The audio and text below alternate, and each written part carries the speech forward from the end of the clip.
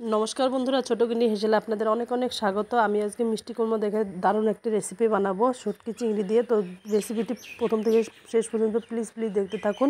ভালো লাগলে অবশ্যই লাইক কমেন্ট শেয়ার করে দেবেন।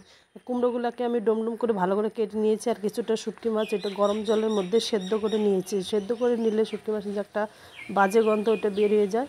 তো দেখো ভালো করে ধুয়ে নিয়েছি। এবার আমি কড়াই গরম করে নিয়েছি, তো ওর মধ্যে তেল দিয়ে শুটকি চিংড়িগুলোকে ভালো করে ভেজে নেব। এর মধ্যে সামান্য নুন হলুদ দিয়ে ভালো করে লাল লাল করে একটু ভেজে নিতে হবে। ভালো করে ভেজে নিলে মাছটাও খেতে ভালো লাগে, কোনো গন্ধ লাগবে না, মানে শুটকি চিংড়ির যে একটা সেন্ট ওটাই লাগবে। এটা দিয়ে বাটা খেলেও খুব ভালো লাগে। তো আমি এটা তো কুমড়ো দিয়ে করছি। যাই হোক, এগুলো ভাজা হয়ে গেছে মাছগুলো। তো ওই তেলের মধ্যে আমি কিছুটা কালো জিরে ফোড়ন দিয়ে দিলাম।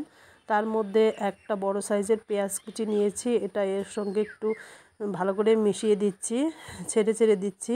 আর এখানে চেরা কয়েকটি কাঁচা লঙ্কা নিয়েছি। এবার ভালো করে এর সঙ্গে ভেজে নিতে হবে।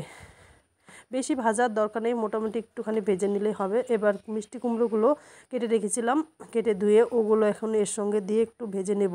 আর এর মধ্যে অবশ্যই স্বাদ মতো নুন আর হলুদ দিতে হবে।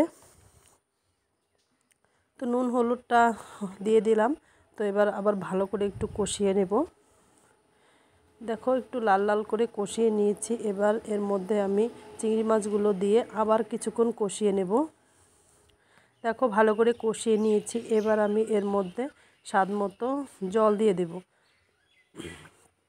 কুমড়োটা যতক্ষণ না সিদ্ধ হয়, মানে সেইভাবেই জলটা দিতে হবে পরিমাপ করে। তো কুমড়োটা আমার মোটামুটি সিদ্ধ হয়ে গেছে, আর জলটাও কমে গেছে, মানে এটা অত একটা ঝোল হবে না, একটু মাখো মাখো টাইপের হবে। তো দেখো হয়ে গেছে আমার। এবার আমি নামিয়ে নেব। এখানে কোনো মশলা অ্যাড করার দরকার নেই, শুধু এই পেঁয়াজ আর কালো জিরে দিয়ে করলেই হয়ে যায়।